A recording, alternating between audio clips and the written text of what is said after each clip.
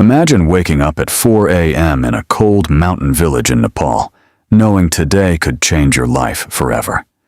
You are not just trying to get a job. You are competing against over 14,000 other young men for only 323 spots. And if you make it, you will become part of the most feared and respected soldiers on earth. This is your life as a Gurkha soldier, from the moment you step out of your village to the day you become a legend. The Gurkhas come from Nepal, a small landlocked country sitting between India and China. For over 200 years, these mountain warriors have served in the British Army, fighting in every major conflict from World War I to Afghanistan. Their battle cry alone was enough to make enemy soldiers drop their weapons and run. But before any of that, you first had to survive something almost impossible: the Gurkha selection process. You are between 18 and 21 years old. You grew up in a small hill village with no electricity and no running water. But every single day since you could walk, you have been running up those hills and carrying loads on your back. That is exactly the kind of strength the British Army wants, and they have known it since 1815. Phase 1. Registration. You travel hundreds of miles on foot sometimes, just to reach the registration point. You submit your documents, you get checked in, and then you wait with thousands of others who want exactly what you want. Phase 2. Initial selection. This is where most dreams die. You run, you sprint, you do pull-ups until your arms give out, and officials are watching every single move you make. Then comes the Doko race. You carry a 25-kilogram basket of sand up a steep hill as fast as you can. Your legs are burning, your neck is straining, but you cannot slow down, not even for 1 second. Medical checks follow. They test your urine, your blood, your eyesight, your hearing, and your entire body. One failed urine test and it is over. Not even high sugar intake in the days before can ruin you. Phase 3. Final selection. Only the best of the best reach this stage.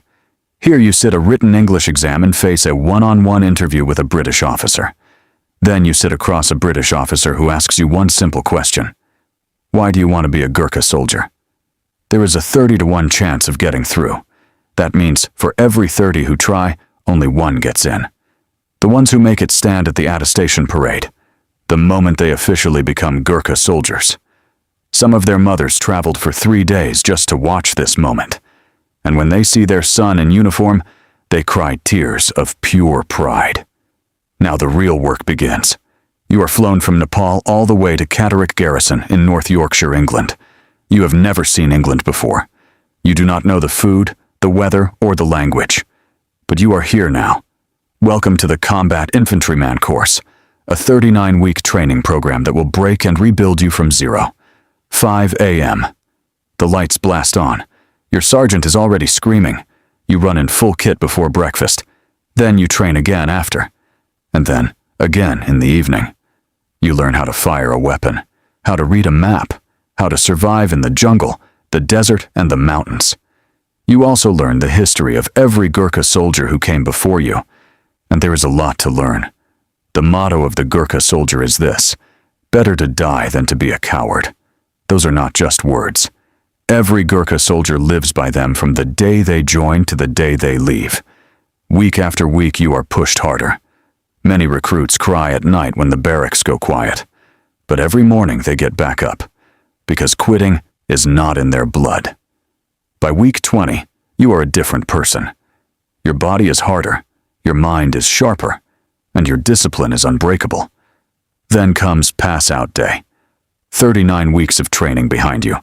Your family has flown all the way from Nepal to watch. You march past the reviewing officer, chest out, head up, kukuri at your side. You are now a Gurkha rifleman. The kukuri is not just a weapon. It is the symbol of who you are. Every Gurkha carries one. Now you are assigned to a regiment. You could serve anywhere. Germany, Brunei, Cyprus, Afghanistan, Iraq. Your first deployment can happen within months, and nothing prepares you for what real combat feels like. In Afghanistan, Gurkha soldiers faced some of the most dangerous conditions of any modern military unit. In 2010, Corporal Diprasad Poon was alone at his checkpoint, when at least a dozen armed fighters attacked from every direction. He fired everything he had: rifle rounds, machine gun rounds, grenades. He ran out of bullets completely, so he grabbed the metal tripod from his machine gun and used it as a club. One man versus more than 12. He saved 3 of his comrades and held the position alone. He received Britain's second highest bravery award. His father was a Gurkha. His grandfather was a Gurkha. This family has given everything to serve. This is the Gurkha spirit. It is inherited, it is trained, and it never breaks. Let us go back to World War I. The year is 1915, the Western Front in France. A young rifleman named Kulbir Thapa was the last survivor of his unit after a fierce attack. He found a wounded British soldier in no man's land. He was himself wounded, but he refused to leave that man behind. He stayed with that soldier for a full day and night. The next morning, under cover of mist, he carried him to safety. Then he went back twice more and carried out 2 wounded Gurkha comrades one by one. On his last trip, the German soldiers saw him, and instead of shooting, they stopped firing and began to applaud. Even the enemy respected the Gurkha. Kulbir Thapa became the first Gurkha to ever receive the Victoria Cross. Jump forward to World War II. 1945. Burma. Deep in the jungle. Rifleman Lakhiman. Gurung stood guard alone in his forward trench as Japanese forces launched a mass attack through the night. A grenade landed in his trench. He picked it up and threw it back. Then another landed. He threw that back too. The third grenade exploded in his hand. He lost his fingers. He lost an eye. He kept fighting. He taunted the enemy. He shouted at them to come and fight a Gurkha. And they kept dying. He fought on for 2 full days alone. Of the 87 enemy soldiers who attacked, he personally killed 31 of them. He was awarded the Victoria Cross. He stood just 4 feet 11 inches tall. He was called the smallest giant. 26 Victoria Crosses have been won by Gurkha regiments in total. No other Allied unit comes close. Now back to your life. You have survived your first deployment. You are back at base. Changed. Every 3 years you get a 5-month leave and fly home to Nepal. Those months feel like a dream. Your village treats you like royalty. You are proof that a boy from nothing can become something the whole world respects. The younger boys from your village watch you with the same dream in their eyes that you had years ago. You earn a British salary. You earn a British pension. And after enough service, you have the right to settle in the United Kingdom. This changes everything for your family. One soldier in the Gurkhas can lift an entire family out of poverty. But the sacrifice is enormous. Months away from family, missing birthdays, missing the birth of your children. You write letters home because phone calls are sometimes not possible in the field. Your wife raises your children alone. And yet, when it is time to return to duty, you go. Every single time. Without hesitation. As your career grows, you are promoted. Lance Corporal. Corporal. Sergeant. Some Gurkhas rise all the way to warrant officer. In 2014, history was made. Officer Cadet Subhash Gurung became the first Gurkha to be commissioned as a direct entry officer into the Royal Gurkha Rifles. The Gurkha soldiers have also served in the Falklands War in 1982. Their arrival alone terrified the Argentine forces. Stories spread that the Gurkhas would use their kukris in close combat. Entire enemy units surrendered rather than face them. The fear of the Gurkha has always been a weapon in itself, and that reputation was built over 2 centuries of real combat. Today, Gurkha soldiers serve across the British Army in multiple roles, beyond just the infantry. The Queen's Gurkha Engineers, the Queen's Gurkha Signals, the Gurkha Staff and Personnel Support Corps, all elite. Every year, British officers must learn to speak Nepali. The relationship between British officers and Gurkha soldiers is one of the most unique bonds in any military on earth. When Gurkha soldiers retire after their service, many settle in the United Kingdom, some in Aldershot, some in Folkestone, some in Reading. They bring their culture with them. Nepali restaurants, temples, communities. Little Nepal inside Britain. The Gurkha Welfare Trust was created to support retired Gurkha veterans and their families who still struggle in Nepal. Because some older Gurkhas who served before certain dates did not receive full British pensions. A fight for justice that lasted decades. A famous campaign supported by actress Joanna Lumley eventually won them the right to settle permanently in the UK. A long overdue victory. The Gurkha community in the UK is now thriving. Their children grow up British, but carry Nepal in their hearts forever. Now imagine you have served for 15 years. You have been in 3 countries. You have seen things most people only watch in movies. Your skills are extraordinary. Leadership, combat, navigation, languages, discipline. You carry these with you forever. Many former Gurkhas go into security work, law enforcement, or even start businesses that employ dozens of people. Some become instructors, training the next generation of Gurkha soldiers, passing on what they were given. The cycle continues. A young boy in Nepal right now is waking up before dawn and running up a hill with a basket on his back. He dreams of wearing that uniform, of making his family proud, of becoming a Gurkha. Because in Nepal, becoming a Gurkha is not just a career. It is the highest calling a young man can answer. Even American Special Forces and Navy SEALs have trained alongside Gurkha soldiers and come away deeply impressed. One American general said they are the finest light infantry soldiers in the world. That is not an opinion. It is a fact, backed by 200 years of history. The Brigade of Gurkhas is not just a unit.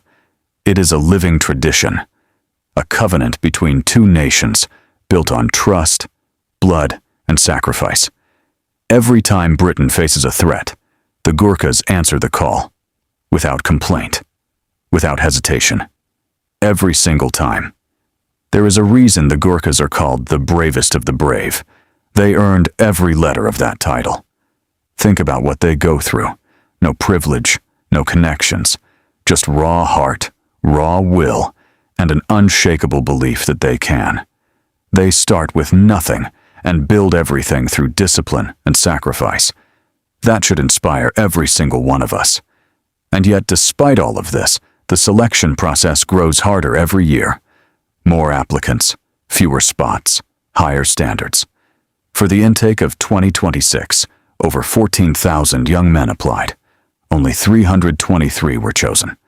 That is how elite this force truly is. We are now nearing the end of this story.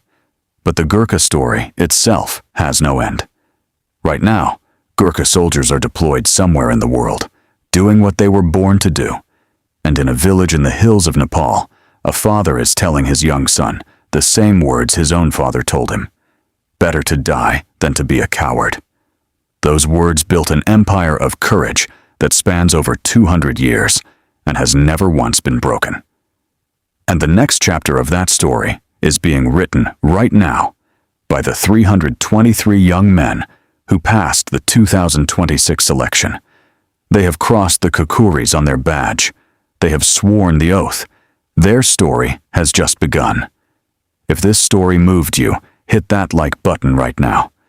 Every like tells YouTube to show this to more people who need to hear it. Drop a comment below telling me, which part of the Gurkha story shocked you the most? I read every single one. And if you are not subscribed yet, what are you waiting for? Hit that subscribe button. New videos like this every week. Stories of soldiers, warriors, and legends that history almost forgot.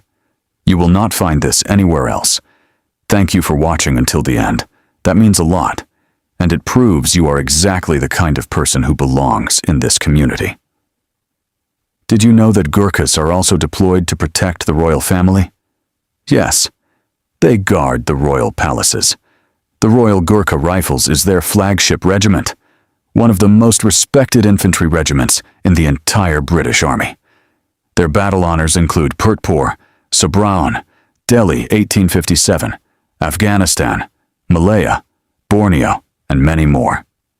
During the Malayan emergency from 1948 to 1960, Gurkhas spent years hunting communist guerrillas through some of the most brutal jungle terrain on Earth. They excelled in the jungle above every other unit. Their tracking skills, endurance, and silence made them nearly invisible. In Borneo in the 1960s, Gurkhas fought a secret war called the Confrontation against Indonesian forces along jungle borders. That conflict is barely taught in history books, but the Gurkhas who fought it never forgot. One thing that never changes: the kukuri blade. Every Gurkha soldier carries one.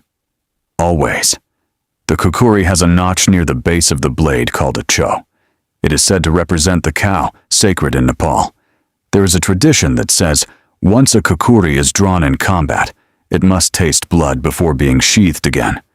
Even in modern warfare, the reputation of the kukuri goes before the Gurkha soldier like a shadow. The training at Catterick includes everything from river crossing to navigating in complete darkness to surviving without food for 48 hours.